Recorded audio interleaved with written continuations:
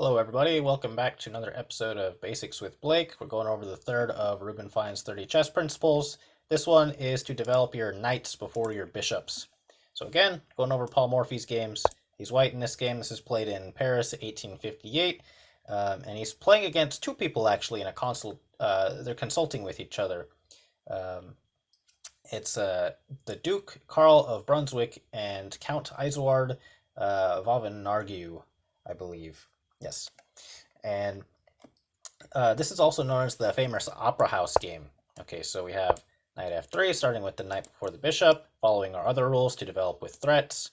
Black defends with d6, the Philidor defense. So there's an opera going on that Morphy is trying to watch. The pair of them invited him to a chess game. He kind of didn't want to play, he just wanted to focus on the opera that was going on, but they insisted, and so Morphy ended up playing them in a game. But while he's playing, he is definitely distracted by the opera going on.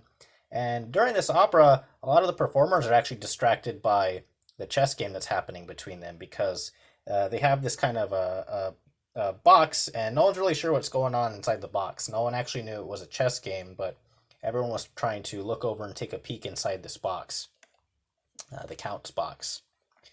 So here we have the Philidor defense. So Black chooses to defend his pawn with another pawn.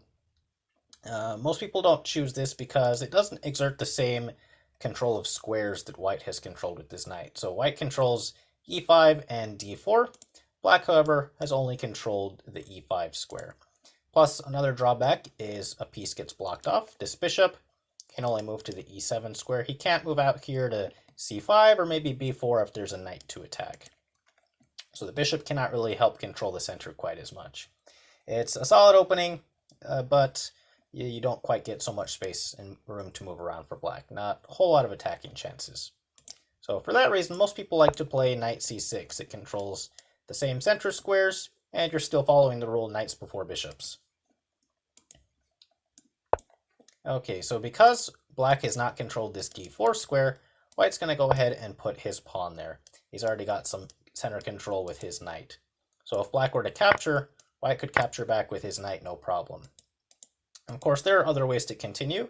White could play bishop to c4 here. This looks like a fine move. Perhaps knight to c3, another good move. Knights before bishops. If you play your bishop first, you could get castled a little quicker. d4 offers a little more flexibility as well. You can develop both your bishops out if you wish. And this is what's played in the game. So Black here, his best options are either to capture this pawn in the center or to follow the rule with developing knights before bishops. So the two best moves are going to be knight f6, attacking on e4. Sorry, the three best moves, I should say. Capturing is another, and the other is to play knight d7, defending here on e5. So White's obviously made a threat against e5 when he played d4, so Black either needs to come back with a threat of his own, knight f6, or play a move like knight d7 to defend again. Okay, well in this game, Black doesn't quite do either of those. He chooses a different approach. He brings out his bishop before his knight, which is what this game's going to highlight. Don't bring your bishops out before your knights. Okay, so White here wants to try and capture this pawn, but his knight's pinned against his queen. However, White can already try to take advantage of this bishop that's out here on g4.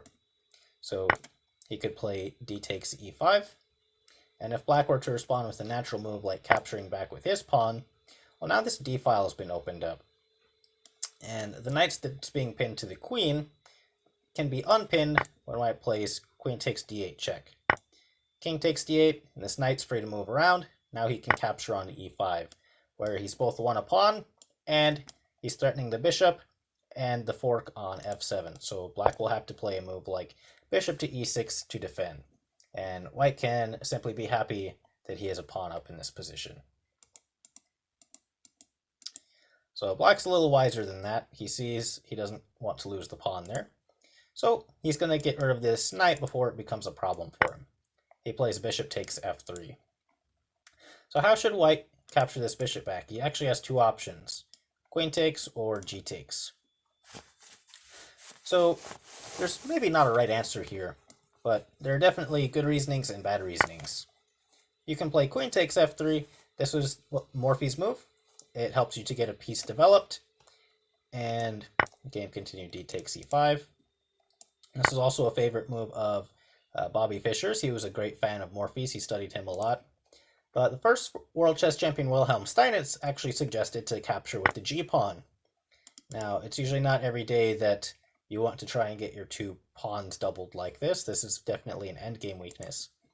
But he supported it with the reasoning that if black were to capture back on e5 and get his pawn back, white can trade queens, queen takes d8, no castling for black, and white can liquidate his double pawn simply by playing f4 and attacking black in the center.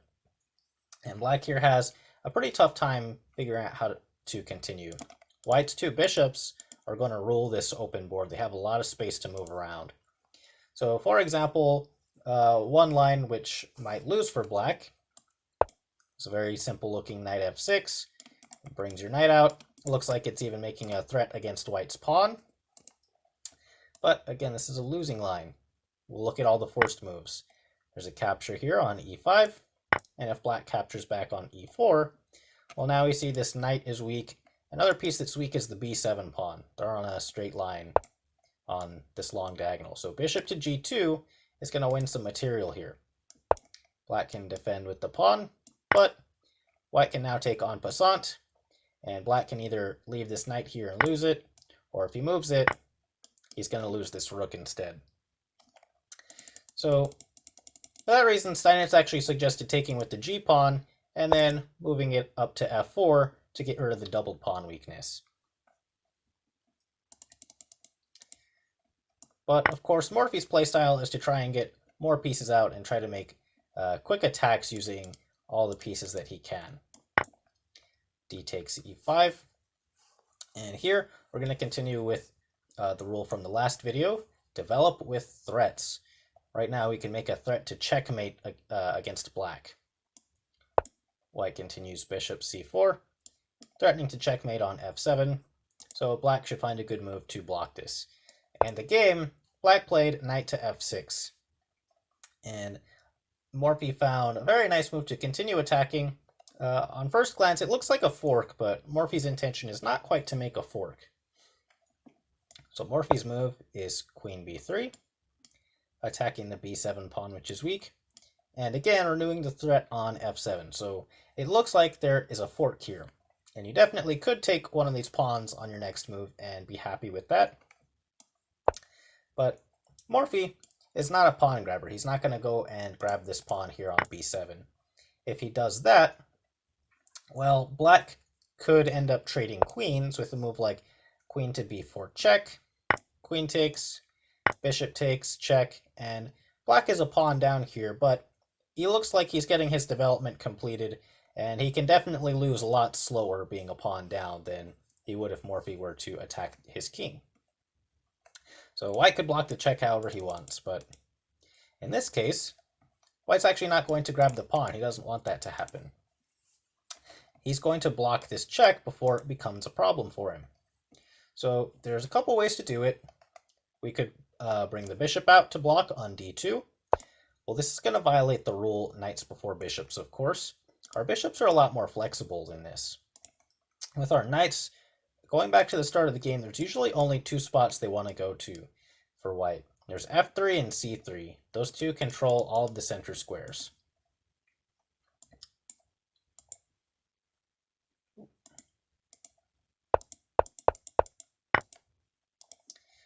So bishop to d2, there are a lot more options for the bishop. e3 is a good square near the center. Sometimes f4 is an option, not in this case. And g5 definitely looks like another great choice, pinning the enemy knight. This is probably where we want our bishop to be. So next we have to ask where do we want the knight to go. Not d2 because, well, that's going to block the bishop. Knight c3 is the other choice. The last way to stop the check is simply to castle. But one thing about castling is a lot of times it doesn't get an extra piece out into the game. you can see here when we castle, we neglect the development of our queenside pieces for just one turn. And sometimes that can make all the difference. Like in this case. Here we shouldn't be too worried about castling because black doesn't have too many pieces out to attack us. So Morphy plays the move knight to c3, blocking the check, and now he has an extra knight that can come out and potentially jump to squares like b5 or d5 in the center, threatening this queen, the knight, and sometimes even the fork here on the c7 square. So he blocks the check. Black is now concerned about saving his b7 pawn. So he plays pawn c6, defending with the queen. And here, Morphy, before castling, he's going to complete his development. He's going to use his bishop. And now, he's brought his knight out to c3. He knows exactly where he wants to put the bishop, right there on g5 as we discussed. Pinning black's knight. So black doesn't have any kind of threats over here. The knight can't move, and a lot of black's pieces are looking kind of stuck here. So black now is going to try to kick back white's pieces. He's going to try to kick back this bishop because he doesn't like the pressure that white's exerting over this f7 pawn. So he plays the move pawn to b5, which actually turns out to be a blunder and what starts Morphy's attack. So how do we know when it's appropriate to attack?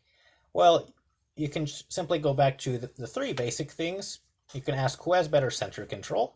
Well, that looks to be white. This knight's pinned. He's not really doing anything. White has all the center squares. Good control of the diagonal. He's got a nice center pawn here. Looks like white has more center control. Who has better development? You can simply count. 4 pieces for white, 2 for black, plus it's white's move. He could even get another piece out if he wishes. And then lastly, whose king is safer? Well, Morphy's king definitely does not look to be in danger of any attacks. There are no checks that can come around over here. No ways to attack this king. Black's king, though, he is looking kind of exposed, and Morphy finds a way to attack him. So Morphy has an advantage on all 3 fronts of our opening principles. He plays knight takes b5, pawn takes b5, and bishop takes b5 check. He didn't want to take with the queen because it's usually a lot better to get your minor pieces, your knights and bishops, doing the work. Bishop takes b5. Black blocks with the knight on d7.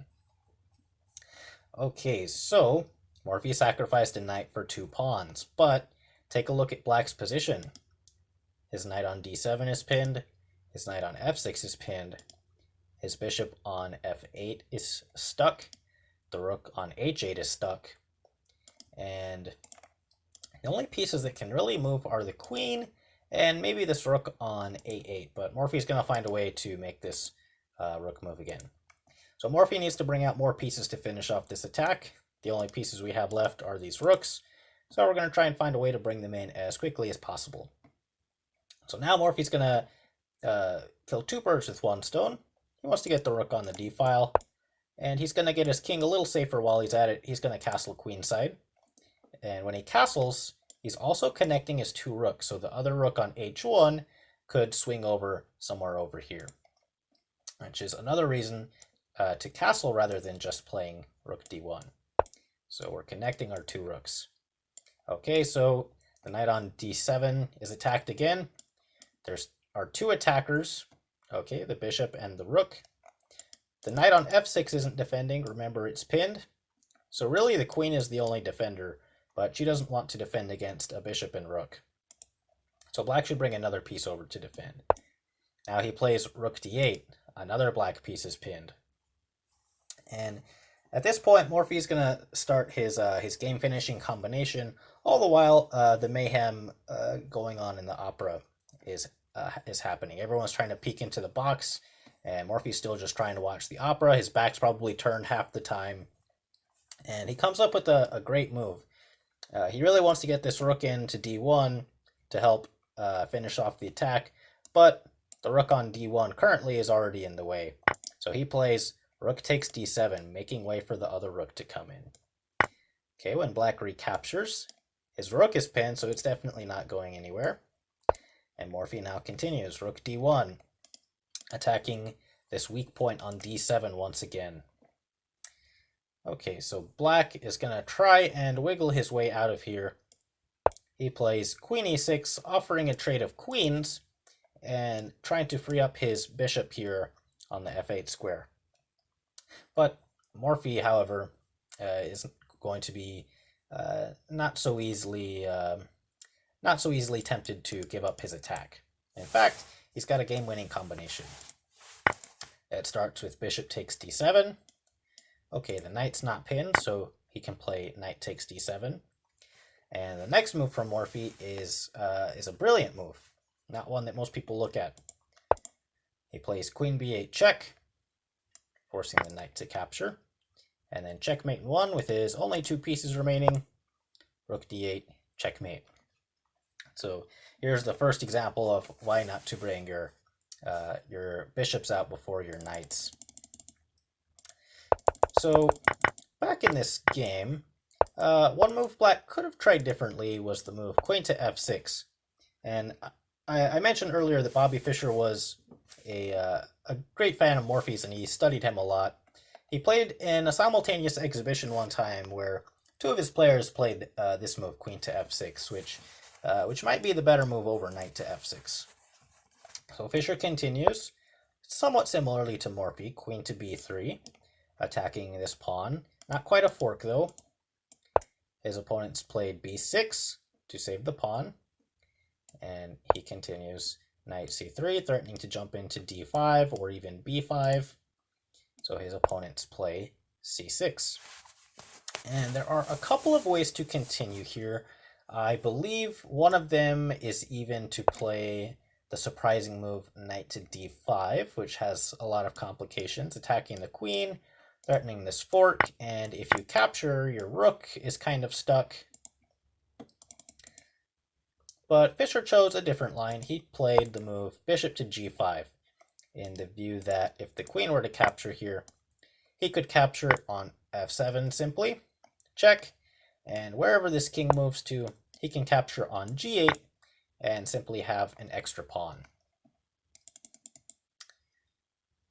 His opponents both played queen to g6. And how does Fischer continue here? Well, again, the answer is we need more development. He's still trying to attack.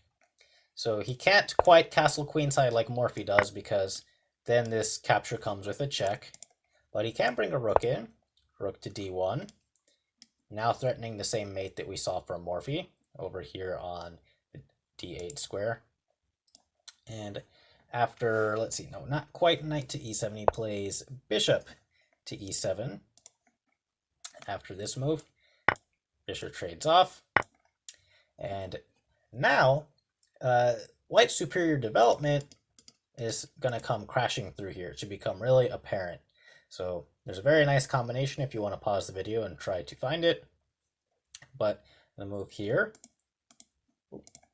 is bishop takes f7 check, queen takes f7, and now a deflection to get this king away from the queen. Rook to d8 check will win the queen. And white should be ahead plenty of material to finish this game off. So Fischer had 2 games that went kind of like that, in somewhat similar spirit to his predecessor Morphy. Okay, let's see this next game. Another one for Morphy. He's playing black this time. This is Paris 1863 against Arnoux de Rivière. So, okay, we're going to follow the rule of knights before bishops. Normal stuff, e4, e5, knight f3, knight c6, defending, bishop c4, the Italian game. And a lot of new players here are actually quite scared of playing the move knight to f6, which follows the rule knights before bishops. And in fact, this is Morphy's move, knight to f6. Knights before bishops and develop with a threat. Most new players are really scared of the move knight to g5, and they're unsure of how to deal with this forking threat on f7. So here, you need to cut off one of these attackers. You can't block a knight, but you can block a bishop. And black should be prepared to make a pawn sacrifice here to get really good piece activity and attacking chances. Morphy plays pawn d5, blocking off the bishop. If the bishop captures, black would be fine simply capturing back on d5, and he has, again, the two bishops, which are very important. And he's got some threats lined up, like against the knight on the g5 square. So white plays e takes d5, and black should not capture with the knight. And the basic reason is that after knight takes f7, king takes f7, queen to f3 check, the king's going to have to start running into the center to defend his knight. And the opponent, or white here, can find a lot of ways to keep putting immense pressure on the center here where this king has run to. So we're not quite going to capture the pawn, even though it looks somewhat natural. Instead, we're going to retreat this knight, and we're going to try and make a threat while doing so. So knight d4 is a possible move. This is called the Fritz variation. Morphy plays knight to a5. This is also a favorite of most grandmasters these days.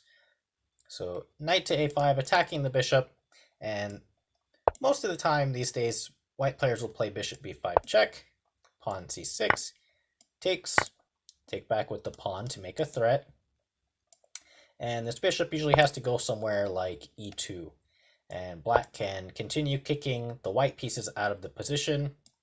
White knight has a tough time coming close to the center because the center pawns will kick him out. So sometimes you even see this knight go over to the edge on h3. So the game continued a little bit differently. White played pawn to d3. This was actually an invention of Morphy's. And remember, Morphy is playing black here, so he's actually playing against his own opening in this case. So black's going to continue a little similarly to that line we just looked at. We're going to kick the white knight out of the position. Pawn to h6.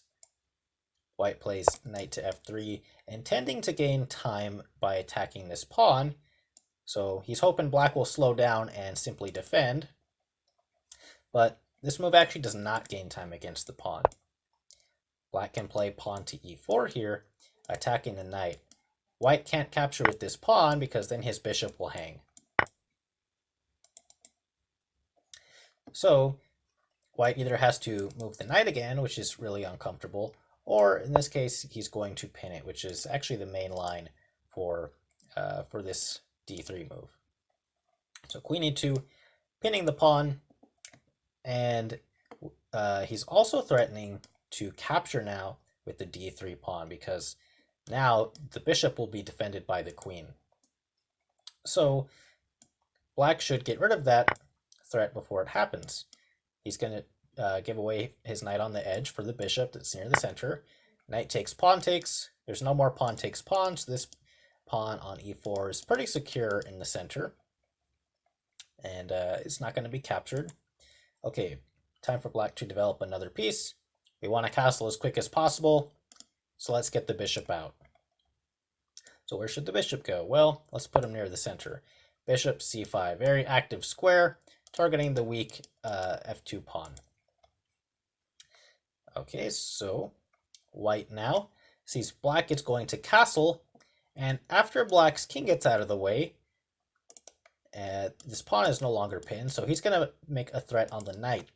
So white's going to prepare to move his knight to a safe location. So he can't go to a center square like d4, and e5 might be a little bit risky because more black pieces could attack him there, like queen d6, for example. So he plays the move h3, which not only prevents bishop pins like bishop to g4 or any potential knight moves there, but he's actually giving his knight a spot on h2. So Morphy castles now, and here white's knight is attacked, so he puts it on his square h2. Okay, and now a surprising turn of symmetry from Morphy. He plays a very interesting looking move. He plays the move knight to h7, so he's actually kind of brought his knight slightly out of the game. What he's doing here are two things. One, he's trying to move his pawn up to f5 to support this e4 pawn. Another thing he's doing is he's also moving the knight out of the way for the queen, which could become useful. Okay, so you might ask, why doesn't white just take this free-looking pawn? Well, the queen and king are on the same file, so rook to e8 will pin the queen to the king. Okay, so knight h7, and what does white play here? Well, white sees he does want to capture the pawn on e4, but he can't do it with the queen. He's going to do it with a different piece. He's going to try and do it with the knight. So knight d2, renewing a threat against the pawn. Now Morphy plays f5, securing his pawn in the center. Okay, so both sides do have a center pawn. It's advanced a little bit into the enemy territory, and they're both supported by flank pawns.